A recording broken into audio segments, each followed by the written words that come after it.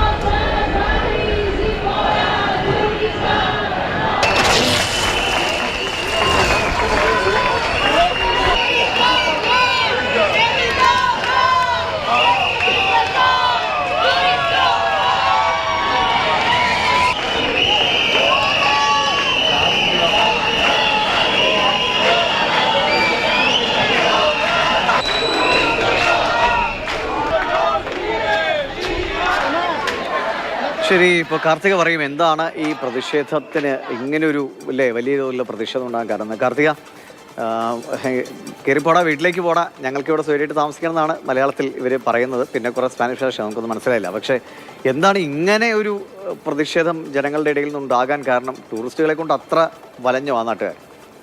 തീർച്ചയായിട്ടും എനിക്ക് മനസ്സിലാകുന്നത് ഈ കാര്യം തന്നെയാണ് ദീപേട്ടാ. കാരണം അവധിക്കാലം ആഘോഷിക്കാൻ വേണ്ടി നമ്മളൊരു സ്ഥലത്തെത്തുന്നു, വളരെ സന്തോഷത്തോടു കൂടെ ഒരു ഭക്ഷണം കഴിക്കാൻ വേണ്ടി നമ്മൾ റെസ്റ്റോറൻറ്റിൽ എത്തുമ്പോൾ അപ്രതീക്ഷിതമായി ഒട്ടും ഒരു തരത്തിലൊരു മുന്നറിയിപ്പും ഇല്ലാതെ ചില ആളുകൾ വന്ന് നമ്മുടെ മുഖത്തേക്ക് വെള്ളം ചീറ്റുകയാണ്.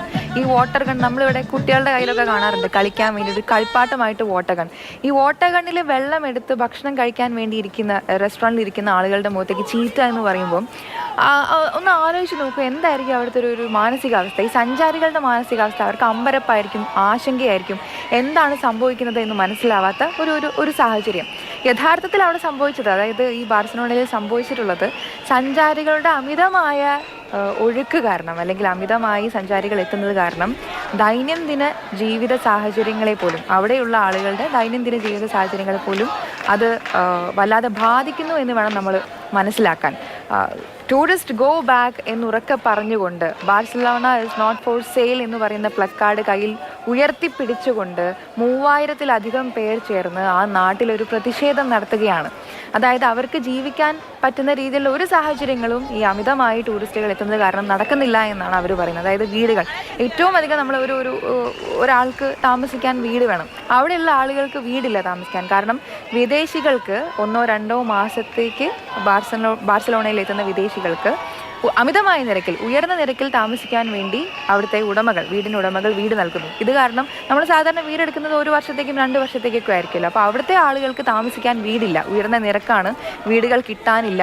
തൊട്ടടുത്തുള്ള നമ്മൾ സാധനങ്ങൾ വാങ്ങാൻ വേണ്ടി അടുത്തുള്ള കടകളിലേക്ക് പോകുമ്പോൾ അവിടെയും അവർക്ക് അഫോർഡബിൾ ആയിട്ടുള്ള രീതിയിൽ ഒരു സാധനങ്ങളും അവർക്ക് വാങ്ങാൻ കഴിയുന്നില്ല. എല്ലാം ഈ ടൂറിസം ബേസ് ചെയ്തിട്ട് എല്ലാ കാര്യങ്ങളിലും അമിതമായ നിരക്ക് ഈടാക്കുന്നു, അമിതമായ നിരക്ക് ഉയർത്തുന്നു. അതുകൊണ്ട് തന്നെ ഈ ടൂറിസം വേണ്ട, മാസ് ടൂറിസത്തിൻ്റെ ഒരു റിഡക്ഷൻ ആണ് അവർ ഈ പ്രതിഷേധത്തിലൂടെ അവർ. നമ്മൾ സാധാരണ നമ്മുടെ ഇവിടെ നിന്ന് 50 രൂപയുടെ സാധനം വാങ്ങുന്ന ഒരു ടൂറിസ്റ്റ് കേന്ദ്രത്തിൽ പോയി അത് 100-150 മാറും. അപ്പോൾ ഈ ടൂറിസം കേന്ദ്രങ്ങളിൽ വില കൂടുതൽ ഒരു പ്രധാന പ്രശ്നമാണ്. പിന്നെ ആളുകളുടെ, നമ്മുടെ നാട്ടിൽ നമുക്ക് സ്വസ്ഥമായി ജീവിക്കാൻ പറ്റാതെ വന്നാൽ ആരുടെ ഭാഗത്തുനിന്ന് ഇങ്ങനത്തെ ചില പ്രതിഷേധങ്ങളൊക്കെ ഉണ്ടാവും. പക്ഷേ പാവം സഞ്ചാരികൾ ഇത് പിഴച്ചു. അപ്പോൾ അതിനൊരു നിബന്ധനയൊക്കെ വെക്കട്ടെ, കൃത്യമായി നേരത്തെ രജിസ്റ്റർ ചെയ്യുന്നവർക്ക് എണ്ണത്തിൽ അങ്ങനെയൊക്കെ അനുമതിയൊക്കെ കൊടുത്ത് പ്രശ്നം പരിഹരിക്കട്ടെ.